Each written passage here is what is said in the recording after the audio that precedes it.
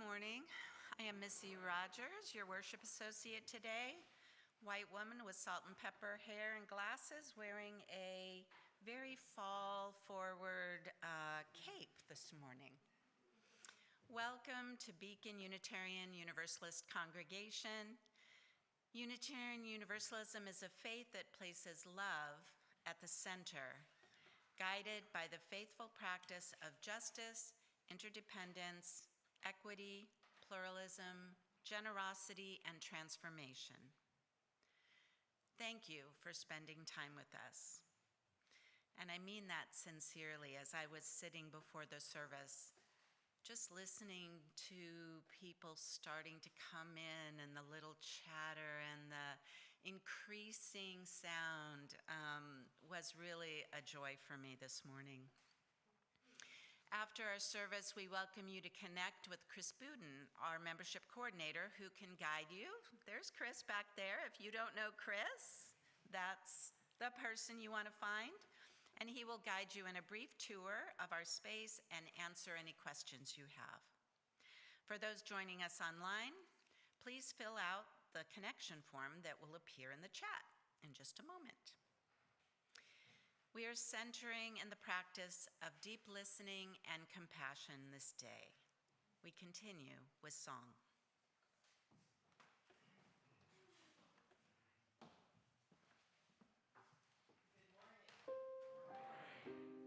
We're going to start today with Filled with Loving Kindness, which is 1031 in your teal hymnal. My name is Misa Iwama. I'm the director of music ministry. This is John O'Neill playing the piano. And we'd love it if you would rise in any way possible and join in singing.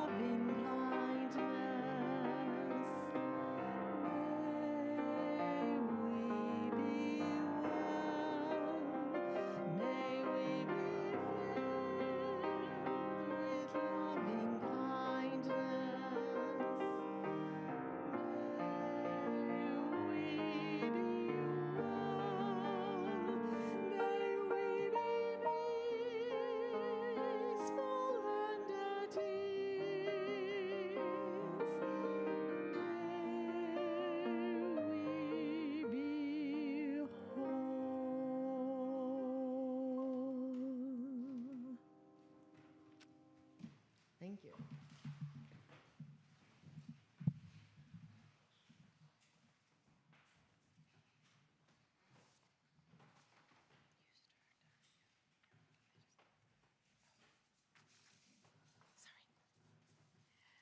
The following are the words of Rabbi Brant Rosen. They are intended for the beginning of Shabbat, which usually begins on Friday evening at sunset. It is a time of Sabbath, of sacred rest and reflection. We use these words this morning at the beginning of a kind of Sabbath for Unitarian Universalists as we kindle our chalice instead of Shabbat candles. And I'd like to invite someone to come forward as we do so to light our chalice. And I will give you this taper. Does anyone want to light our chalice this day? Oh. Thanks, Mark. We had multiple volunteers. 9:30 is ready. Blessed is the light that illumines the path to Olam Haba, the world to come. Where bombs falling from above have long since melted into the spreading calm of a distant horizon. Where the dispossessed and expelled have no other memories than the softness of arms reaching out to welcome them home. Blessed is the light that shows us the way forward, and blessed is Shabbat, this moment filling us endlessly with the vision of a world liberated, inspiring us with the strength to make it so.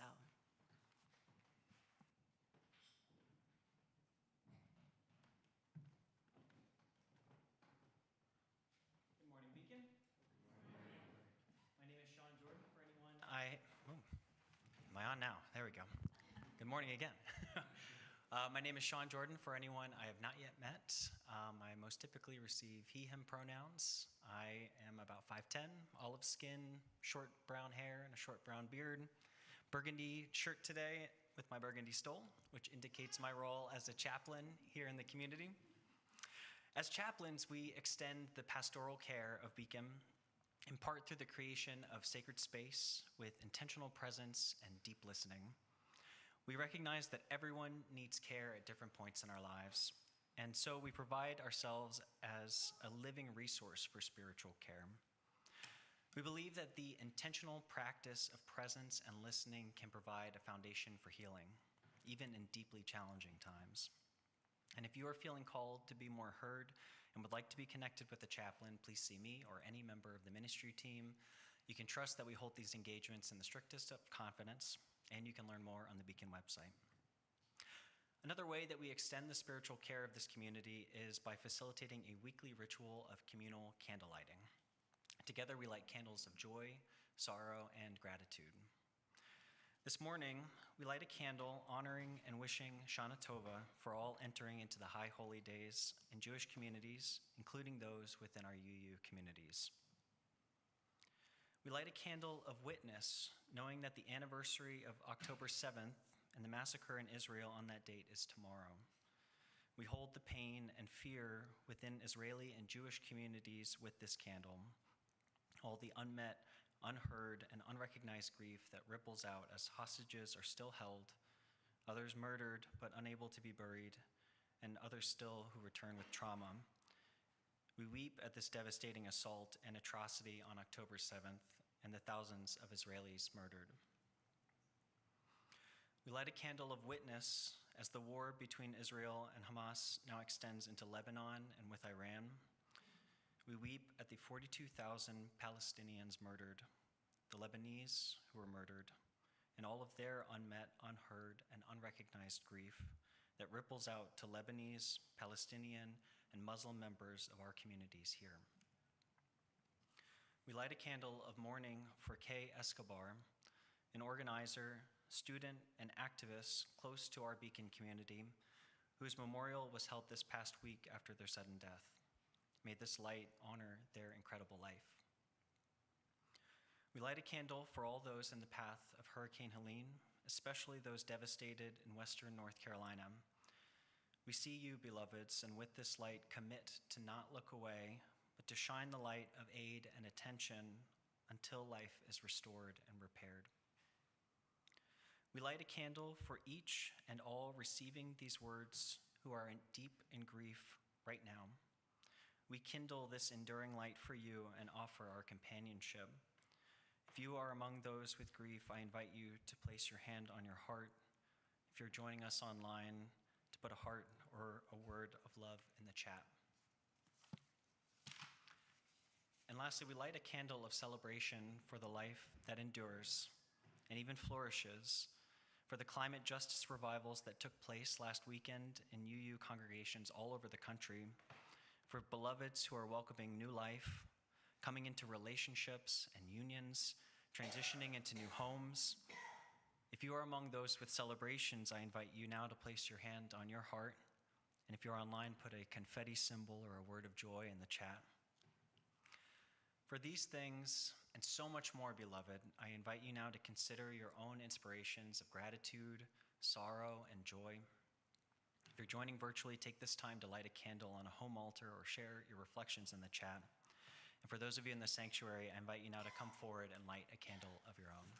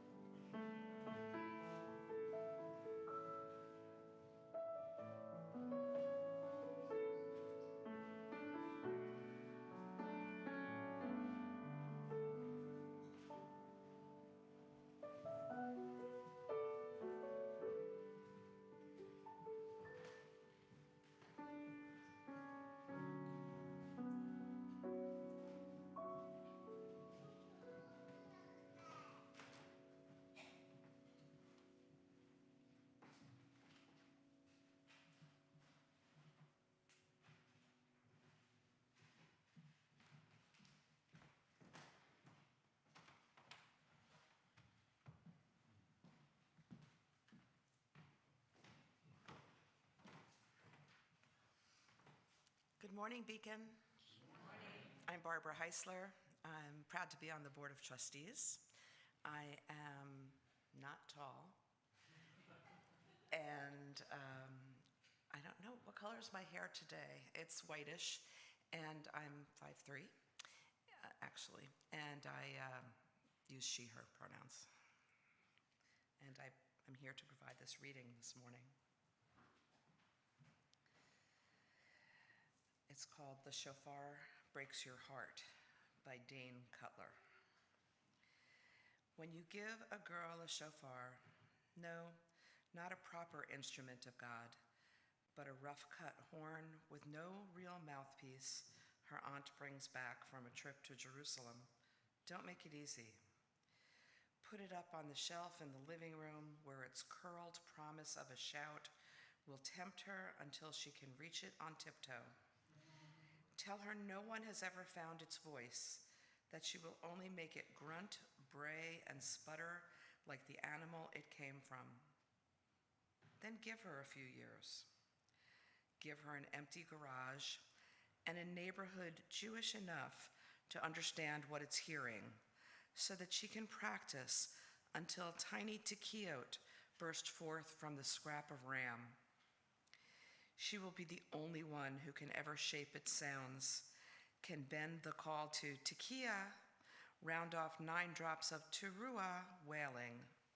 Fling the anguished cry of shavarim from its morn. Let her brag about this. Remember that children are not humble creatures, that the simple act of being heard is their great triumph. Let her be heard. Bring her to Hebrew school.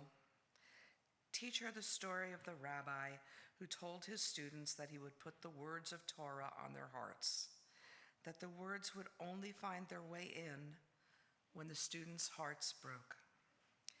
Let her sit with that tale for as long as it takes, for her own heart to shatter, for Torah and poetry and forgiveness to find their way inside.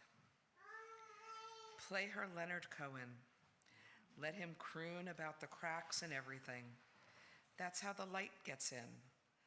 Let her begin searching for light.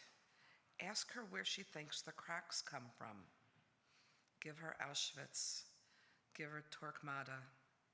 Give her pogrom and quota and blacklist, the ashes of all her burnt bridges. Give her Avinu Malkeinu, Asham Nu, Asham Nu, Asham Nu. Watch her break her heart with her fist. Give her her shofar. Let the horn steal her breath. Let her begin to understand she's not holding a dead piece of animal, but a living prayer. Teach her, after every blast, you can hear the echo of the still small voice.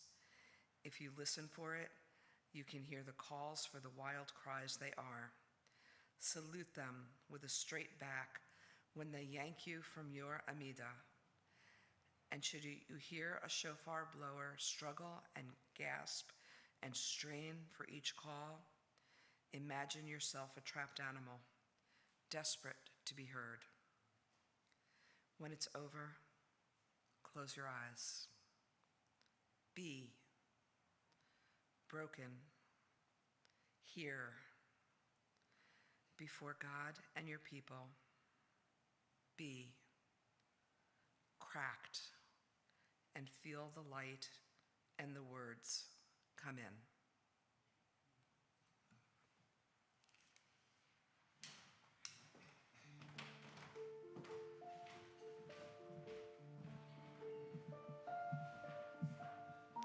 We're going to sing number 1032.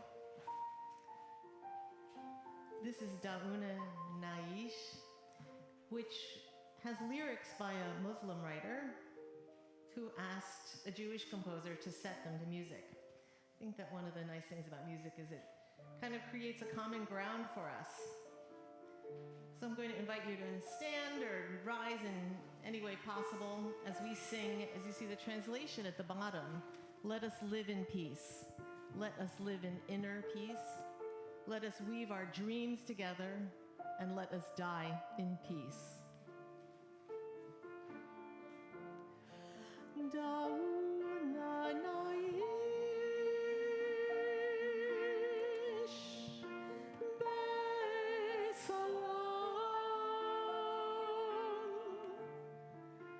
Dauna naish be'aman.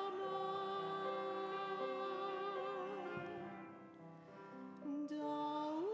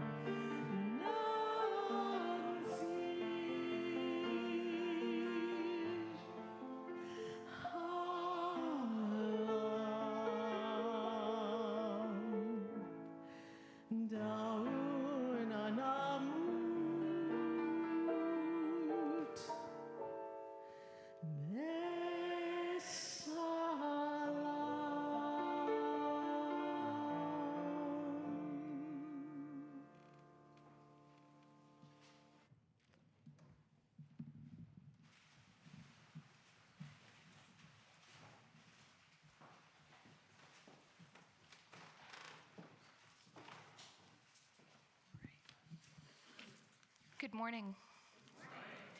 My name is Kira Pritchard. I use she, her pronouns, and I'm an average height white woman with shoulder-length blonde hair tied back in a bun, wearing a blue and white jumpsuit with a beige cardigan, and whose belly now enters the room before I do, as I'm 31 weeks pregnant. And I'm Alex Pritchard.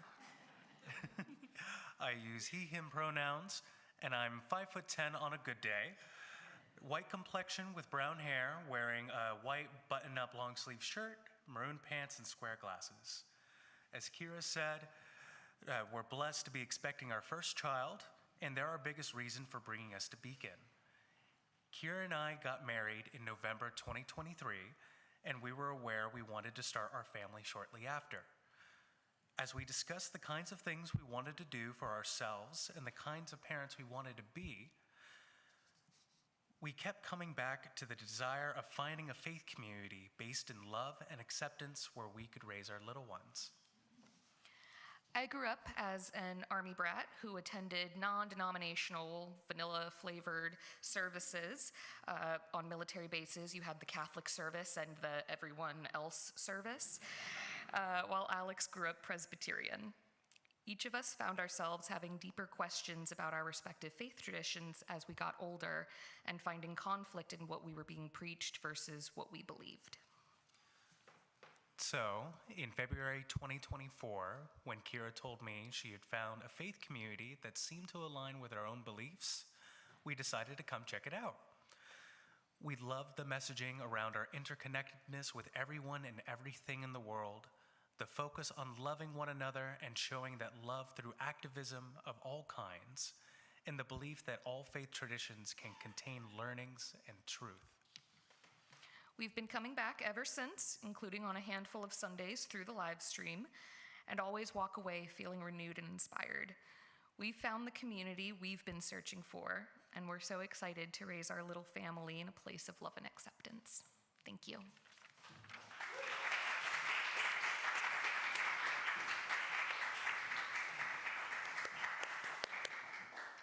Thank you so much, Kira and Alex, for sharing your story with us, and moreover, for sharing your journey with us here at Beacon. It is with gratitude on our hearts that our morning offering will now be gratefully received.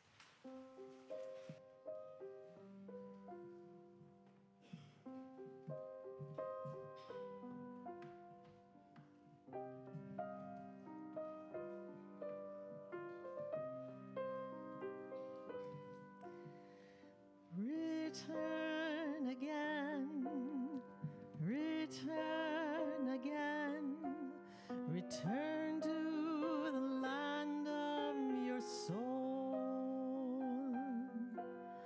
Return again, return again, return to the land of your soul. Return to who you are, return to what you are, return to where you are born and reborn and reborn.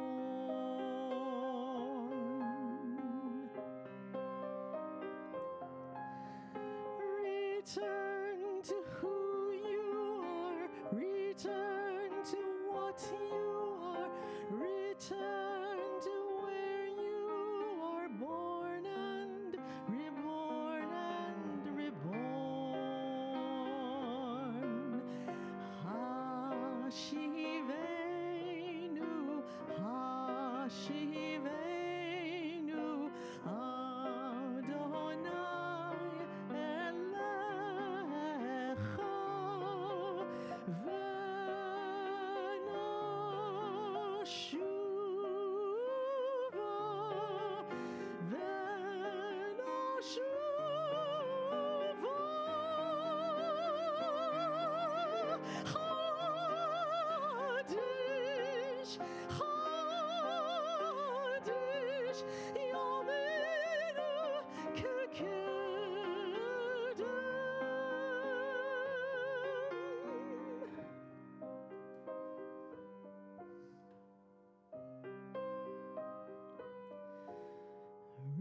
Return again, return again, return to the land of your soul.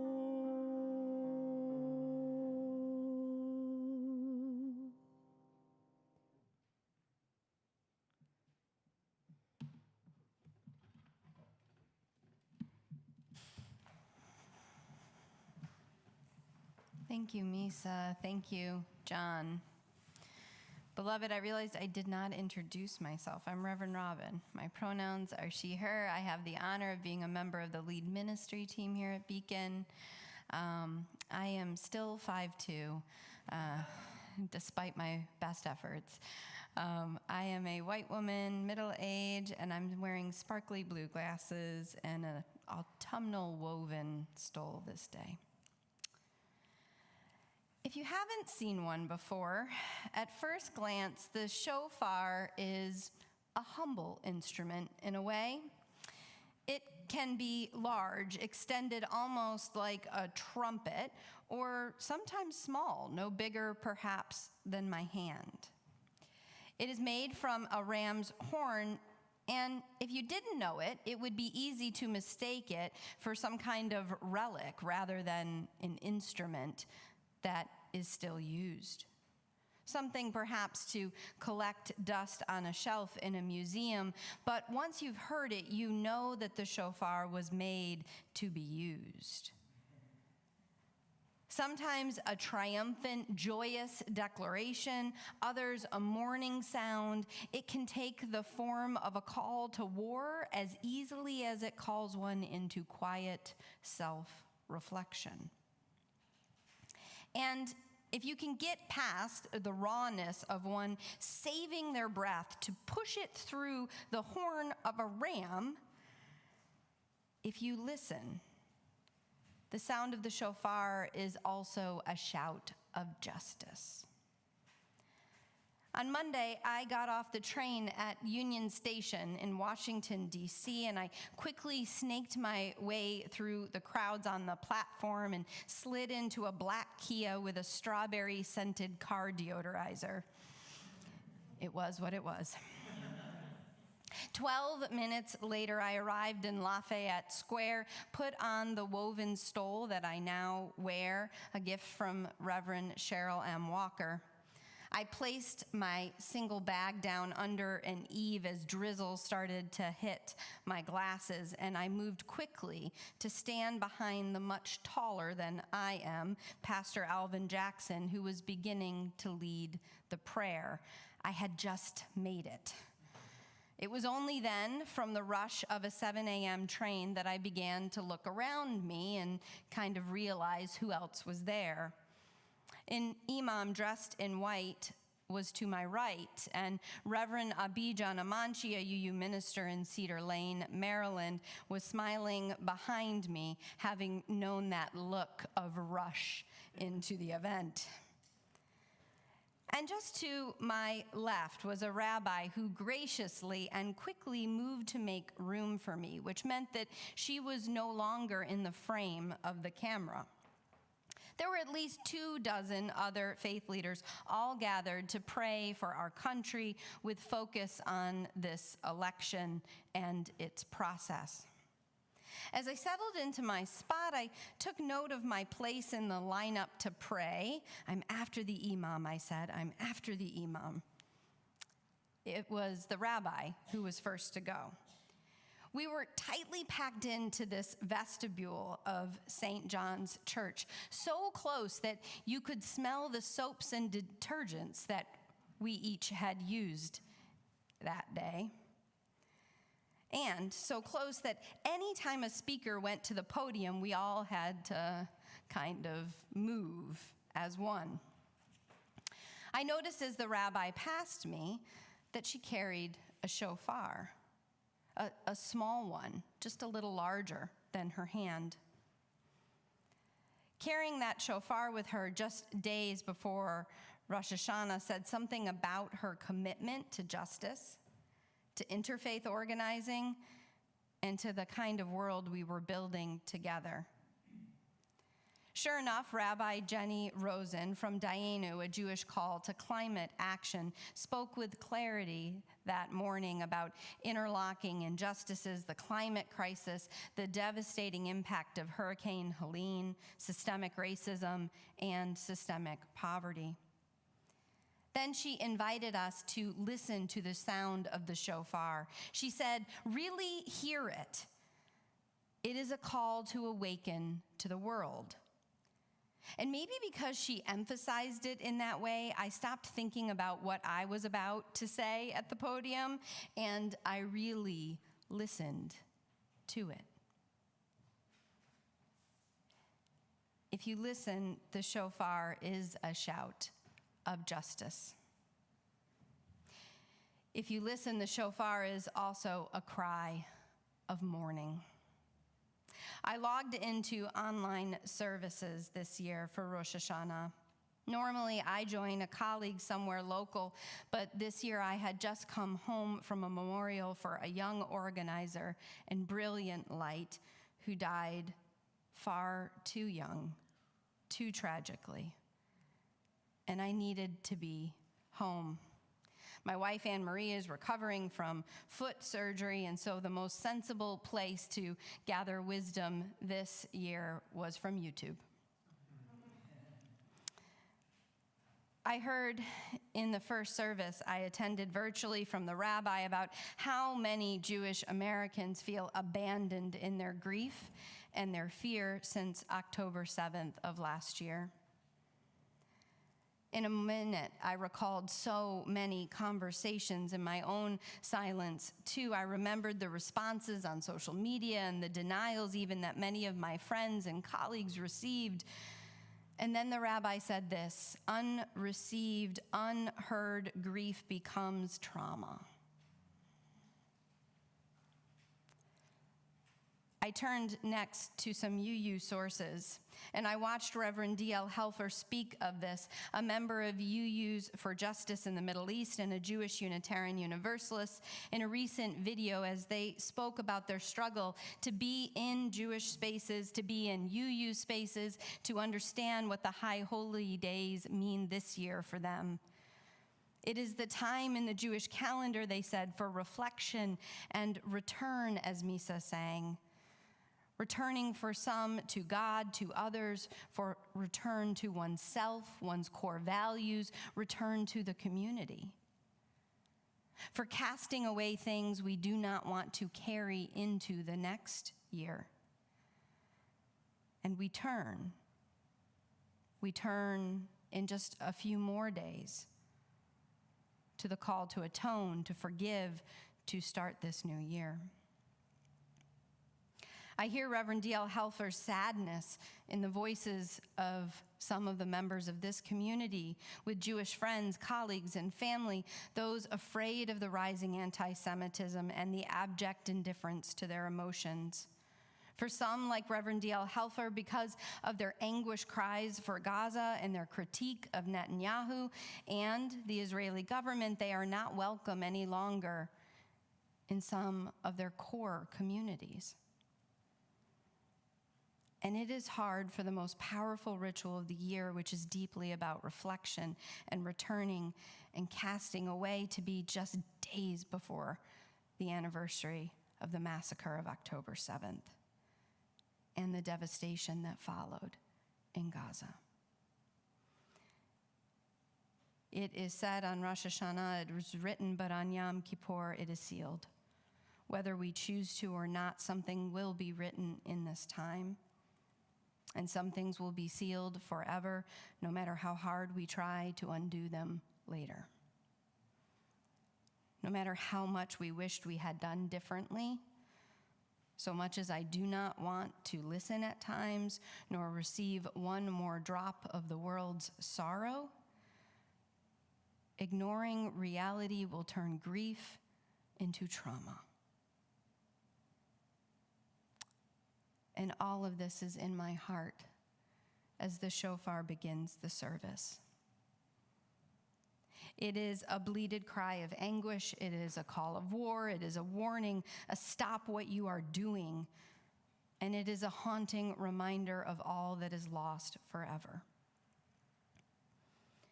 If you listen, the shofar is also a call to worship.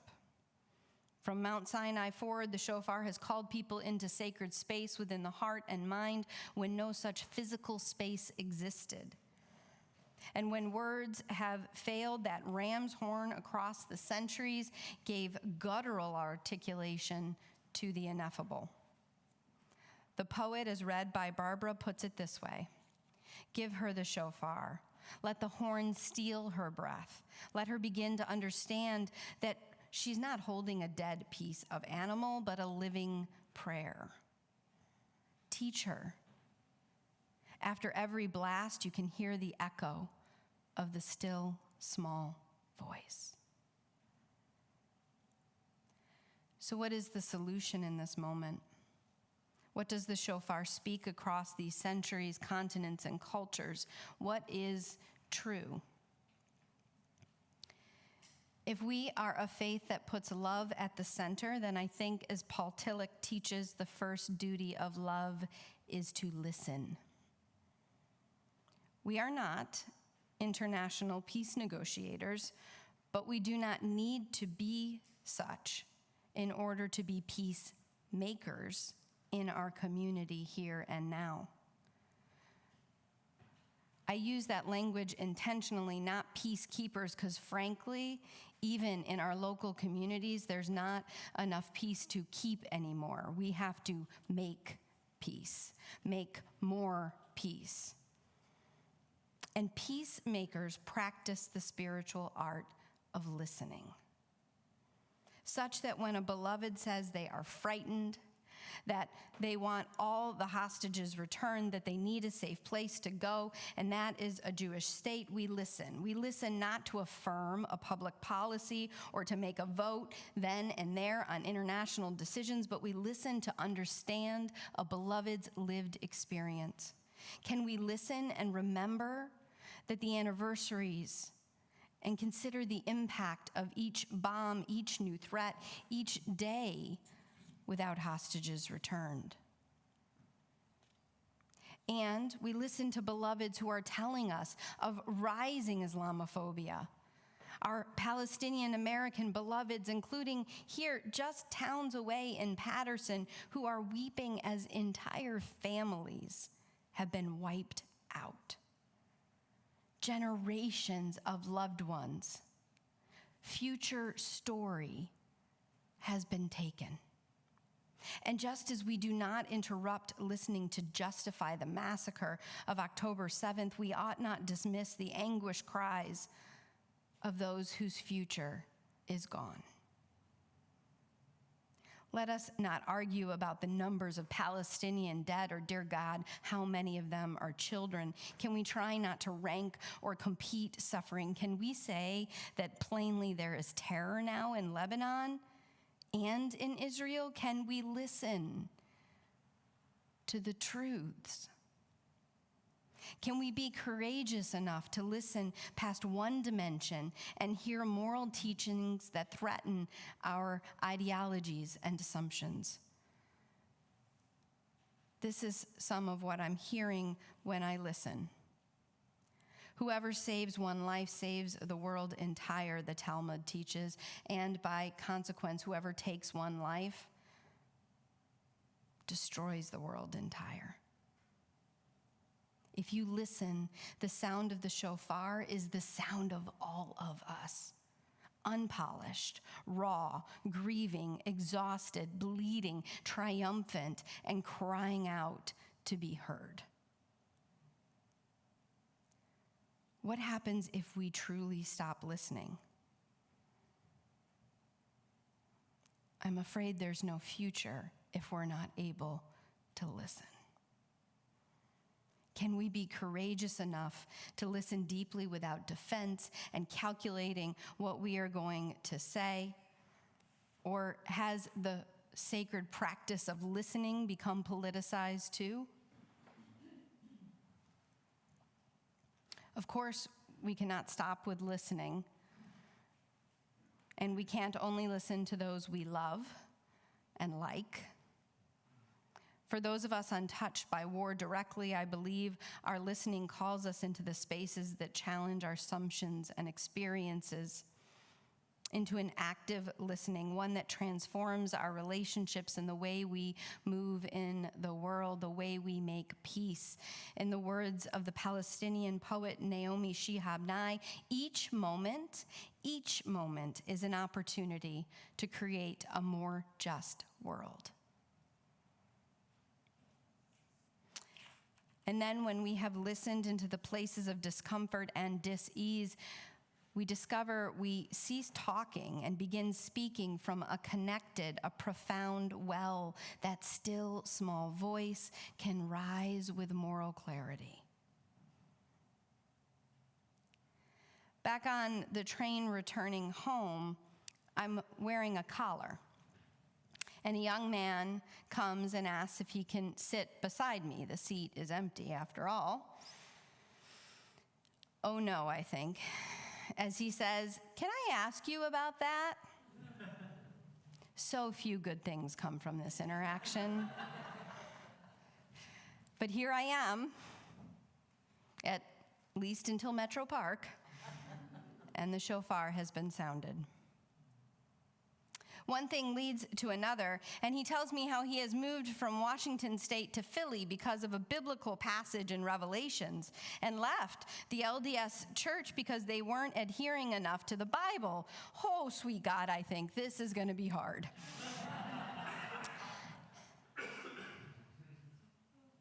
But I stay, in part because I really want a window seat,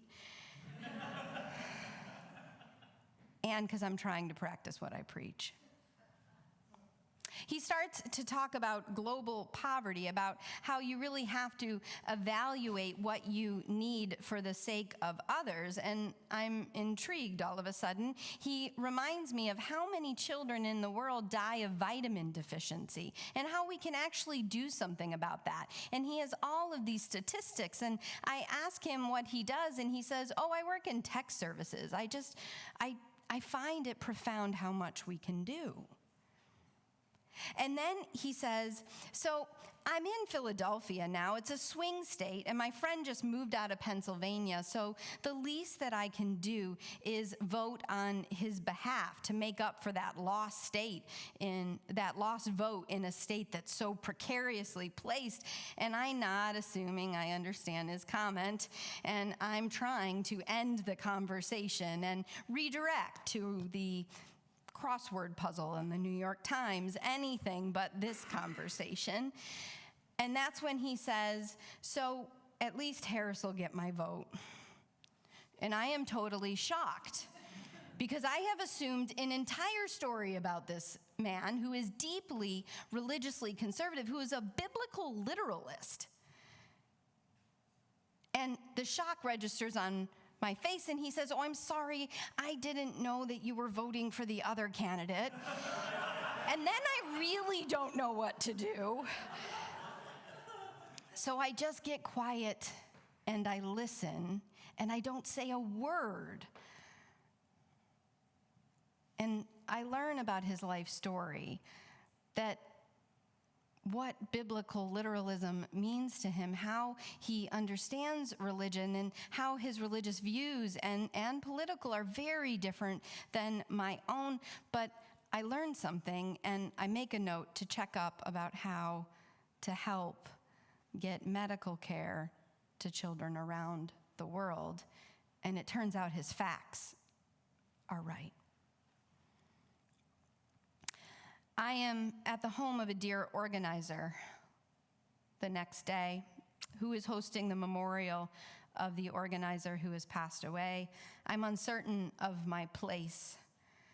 I heard the funeral earlier that day was hard, denying the person's gender identity. It was a conservative religious service where people felt blasted and were aching from. And I think to myself that the last thing this group of organizers, artists, law students, and progressives want to see is a minister. But my friend has asked me to come and to pray. Before I do so, I'm standing in the hallway, and she is caught unexpectedly by a painting of her deceased friend that someone has brought to this gathering, and it says "Rest in Power" on the bottom. It's a painting of them, and they have placed it like an altar at the entrance to her home. And I can tell she's been holding it together for all of the planning of this memorial gathering. She's been holding everyone afflicted by the religious abuse in that service. And it's that moment where she's caught off guard by this portrait that she just collapses.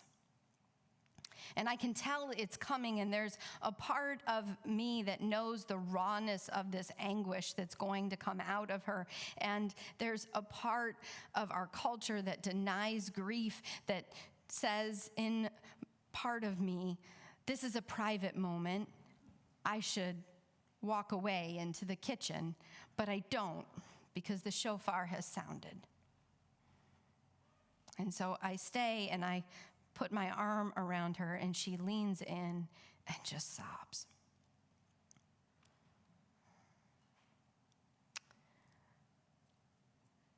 Just a couple days ago, I went into the city with an old friend who has lost his job because he refused to go along with unethical practices. And no one knows how principled he was. In fact, he has notes of once upon a time dear friends attacking his character, maligning what he supposedly did that he did not do, but he can't tell the story. And after telling me the truth of what has happened, he looks at me as if there is nothing and everything to say at once. And he just shrugs. And I listen to the sound of humility. I'm reminded in these days of the story of the man who is caught in a fire zone where the fire is creeping closer and closer to his home, and he cries to God for help, and a fire truck comes and says, "Come on, man, get on, we'll get you out." And he says, no, I have cried to God to help me. And so they leave him. A rescue unit comes along the edge of that burning forest and says, come quickly, we'll get you out. And the man waves them off and says, no, I have cried to God to help me. God will help me. And at last a helicopter comes overhead, and they drop one of those rope ladders, and they say, grab a hold, we will save you. And the man says, no, I have cried to God to help me.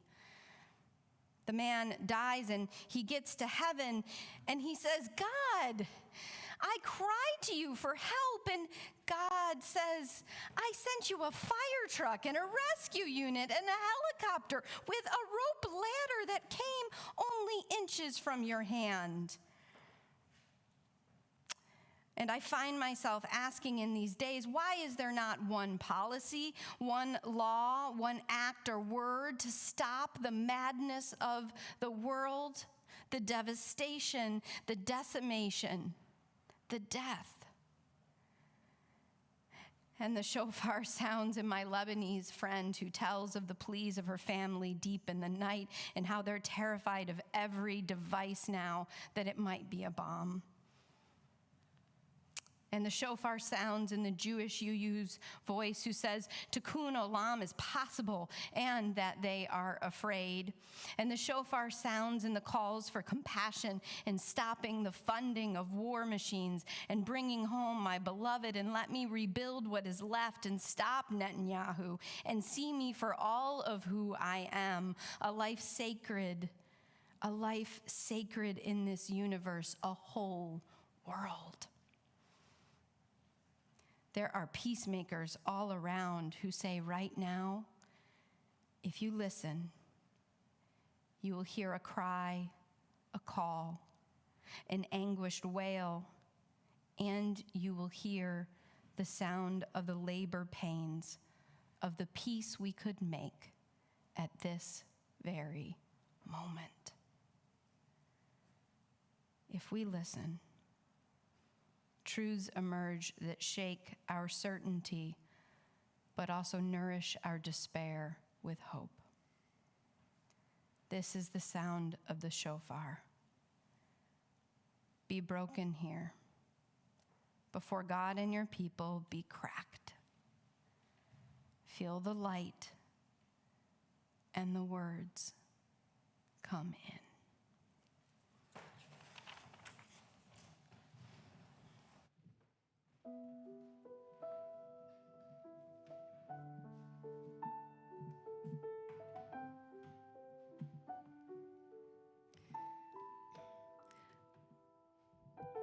We're going to end today by singing a song written by Rabbi Menachem Creditor, and it's called Olam Chesed Yibaneh.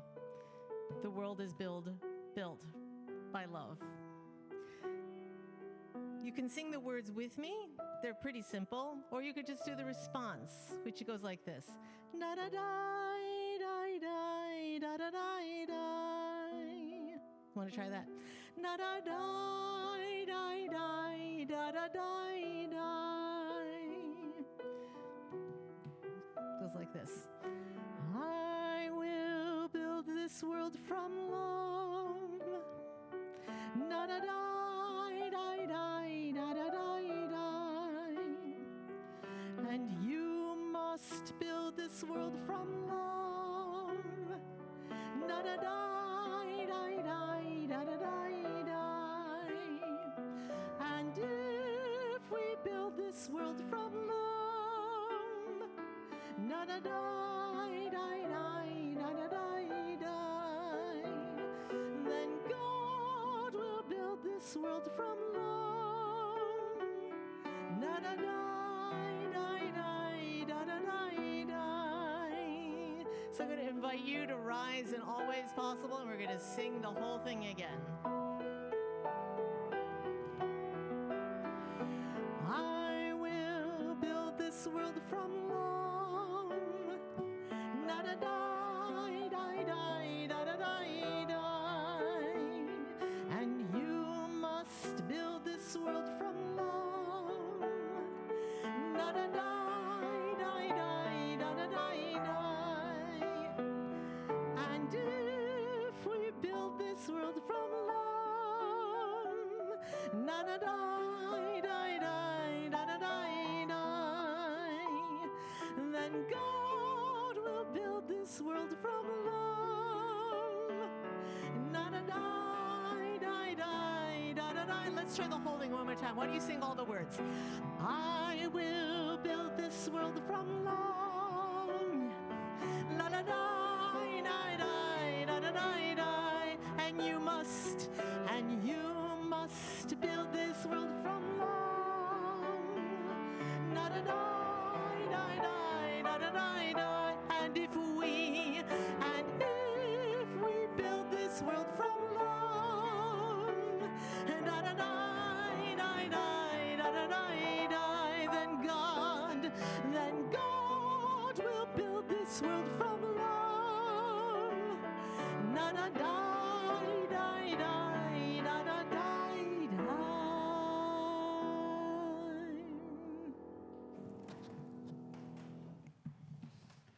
Would you take hands, beloved, with one another for our closing blessing? And invite those who are joining us online as you're able to extend your hands toward ours on the screen. Love, at the beginning, before your first breath was drawn. Love at the end, when the living is done. And love at the center as guide, here and now. So may you be filled with the light of this faith.